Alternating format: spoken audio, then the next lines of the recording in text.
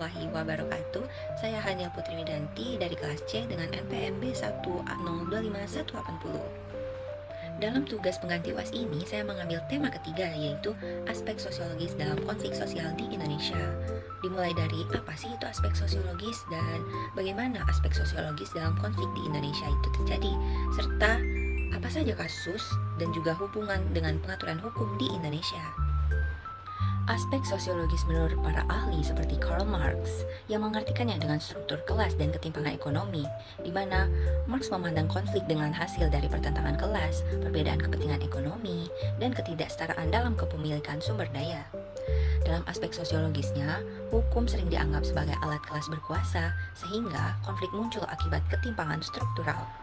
Ahli lainnya seperti Roscoe yang mengartikannya dengan kebutuhan sosial dan rekayasa sosial. Menurut Roscoe itu sendiri, hukum harus menjaga keseimbangan kepentingan sosial, kepentingan individu, dan kepentingan publik. Konflik terjadi ketika hukum gagal menyeimbangkan kepentingan-kepentingan ini. Aspek sosiologisnya ada pada bagaimana hukum digunakan untuk mengatur hubungan sosial secara harmonis. Bagaimana sih aspek sosiologis terjadi dalam konflik sosial di Indonesia? Nah, di Indonesia mencakup cara masyarakat, struktur sosial, serta dinamika hubungan antar kelompok membentuk dan memicu terjadinya pertentangan. Konflik sering muncul dari ketimpangan sosial ekonomi, distribusi kekuasaan yang tidak merata, serta perbedaan nilai budaya, dan juga lemahnya akses terhadap keadilan.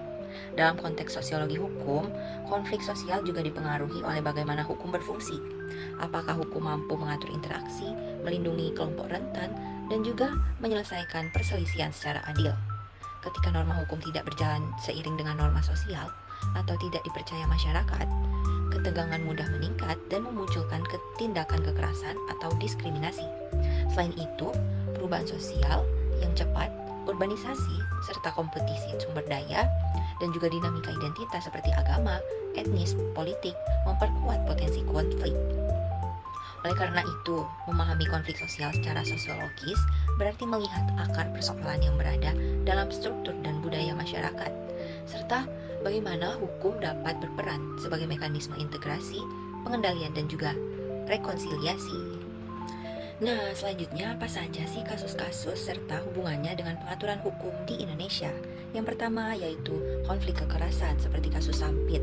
Pernah terjadi karena faktor sosiologis seperti identitas kelompok, ketimpangan sosial ekonomi, stereotip, dan juga lemahnya pengendalian sosial. Ketika mekanisme sosial tidak mampu meredam ketegangan, kekerasan mudah meledak. Dalam pengaturan hukum Indonesia, penanganan konflik ini sebenarnya sudah diatur melalui Undang-Undang Penanganan Konflik Sosial tahun 2012 KUHP untuk tindakan kekerasan seperti aturan HAM dan mekanisme mediasi pemerintah. Namun, efektivitasnya sangat tergantung pada penerapan hukum di lapangan. Yang kedua yaitu konflik ideologi di Indonesia. Muncul ketika adanya kelompok yang mendorong ideologi yang bertentangan dengan Pancasila, sehingga terjadi benturan nilai dalam masyarakat. Secara sosiologis, konflik ini dipicu oleh perbedaan nilai, polarisasi sosial, serta pengaruh modernisasi dan media dalam menyebarkan ideologi baru. Negara merespon konflik ini melalui aturan hukum seperti Undang-Undang 1945, Undang-Undang Ormas, dan juga KUHP, serta Undang-Undang ITE untuk menjaga stabilitas dan mempertahankan ideologi Pancasila sebagai dasar negara.